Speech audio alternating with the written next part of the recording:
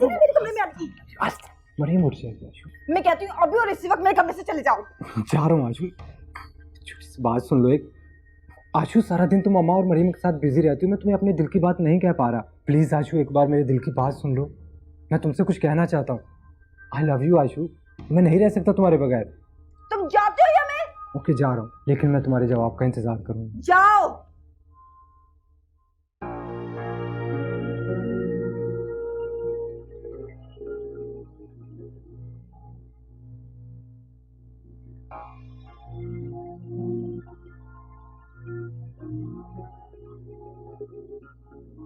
अच्छा किया भी आपने।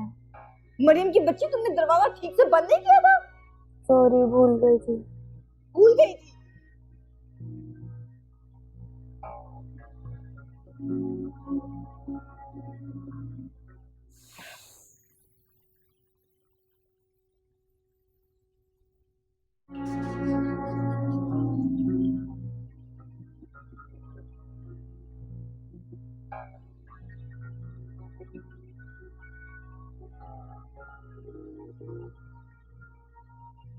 क्या हुआ अली?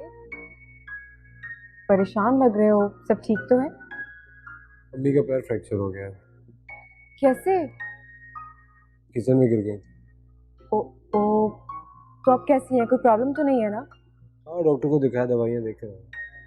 तो ट्रीटमेंट तो चल रहा था आंटी का, कोई इम्प्रूवमेंट नहीं आ रही क्या? इम्प्रूवमेंट बहुत है। बीमारी उनकी अपनी जगह है, लेकिन उन्हें अकेलेपन का भी डिप्रेशन बहुत है।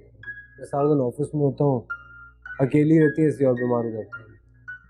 अच्छा फिर आज मैं तुम्हारे साथ घर चलती हूँ आंटी को देखने। ठीक है, मैं ऑफिस के बाद में पिक कर लूँ। ठीक है, खुदा खुदा हाफिज़।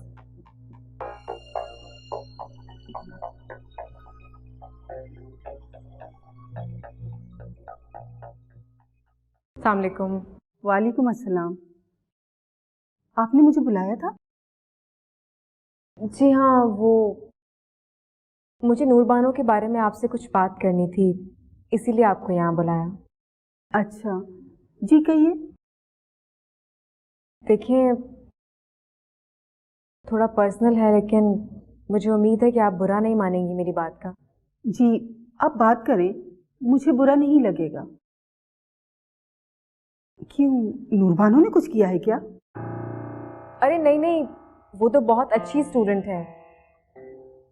मुझे पता चला है कि आप शादी कर रही हैं उसकी। जी, अगले हफ्ते तक उसकी शादी हो जाएगी इंशाल्लाह। मगर वो तो अभी 9th क्लास में है, मैट्रिक कैसे करेगी फिर वो?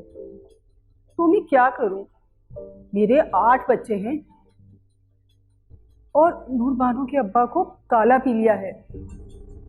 कल पता नहीं क्या हो जाए। कल अच्छा भी तो हो सकता है ना।